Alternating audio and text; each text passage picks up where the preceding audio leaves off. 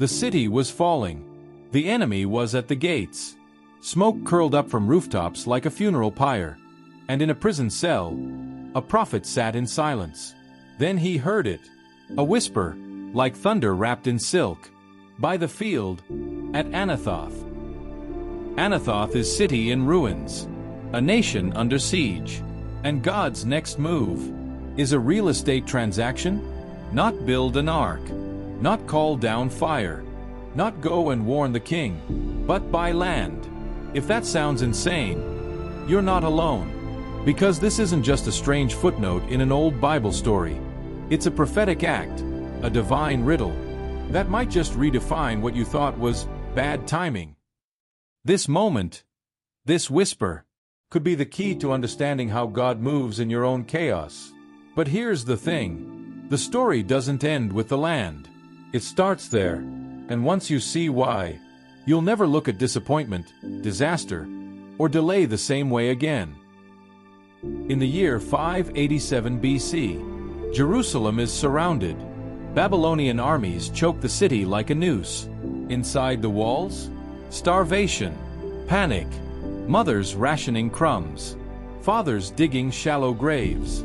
The temple, once the very symbol of God's presence, is a hollow echo, days from being reduced to rubble. And the one man who saw it coming? Jeremiah, the prophet of doom, the man no one wanted to hear, is now silenced, thrown into prison by his own king. Why? Because he dared to say what no one else would. The city will fall. The king will be taken. This isn't just a siege. It's the slow, brutal collapse of a nation. One final gasp before the end. And in the middle of that collapse, God tells Jeremiah to buy real estate. Wait, what? The city is crumbling. The people are exiled. The land is worthless. So why does God say, buy the field at Anathoth? What kind of God writes hope into rubble? What kind of plan starts with ruin? And what if this story isn't just about ancient Israel at all? What if it's about you, and how God still speaks in the middle of your worst moments? Then, something strange happens. Jeremiah, still shackled in prison, gets another word from God, whispered in the dark. Your cousin Hanamel will come to you, asking you to buy his field in Anathoth, for the right of redemption is yours. And just like that, his cousin shows up, sweating, panicked, desperate to sell land he certain will soon belong to Babylon. And what does Jeremiah do? He buys it. No questions, no arguments, no hesitation. He weighs out 17 shekels of silver, signs the deed, and then he seals it, carefully, in a clay jar. Take these deeds and put them in an earthen vessel, so they may last many days. But why? Why buy land in a war zone? Why make a long-term investment, when the future doesn't even exist anymore? Why plant seeds in scorched earth? Because God wasn't investing in land. He was investing in hope, a fragile hope, sealed in clay, buried beneath the rubble of destruction. And if you're in a season that feels like the end, this ancient act might just be your sign that God is still writing a future in the middle of your ruin. For thus says the Lord of hosts, houses and fields and vineyards shall again be bought in this land. This deed wasn't about land. It was about legacy.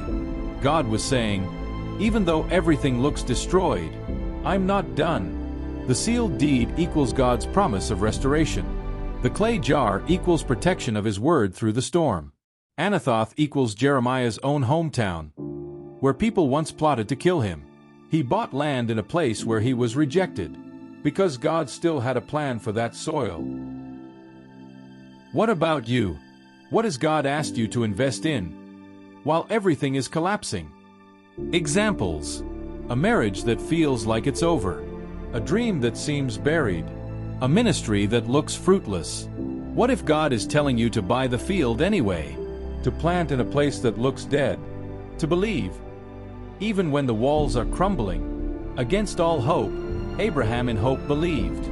Faith isn't proven in safety, it's proven in siege. This isn't the first time God used strange acts to carry his promises. Noah builds a boat before it rains. Moses strikes a rock in a desert. Jesus dies before rising. God always asks his people to act like the promise is already true, even when the evidence says otherwise. So when God says, "Buy the field," he's not just testing your obedience. He's inviting you into prophetic participation in your own restoration. What field have you given up on? What place in your life feels like it's under siege? Have you stopped praying for something that looks hopeless? Have you walked away from a promise because it didn't happen fast enough? Maybe the reason God hasn't moved is because he's waiting for you to buy in again. Next episode, the buried linen belt, a nation's hidden pride exposed. God told Jeremiah to wear a fine sash, then bury it near a river. But when he dug it back up, it was ruined. This wasn't about clothing. It was a warning. Pride, corruption, distance from God. And what happens when a people refuse to stay close to him? Studio microphone, final line. God may ask you to buy before he rebuilds, because when the world sees ruins, he sees roots.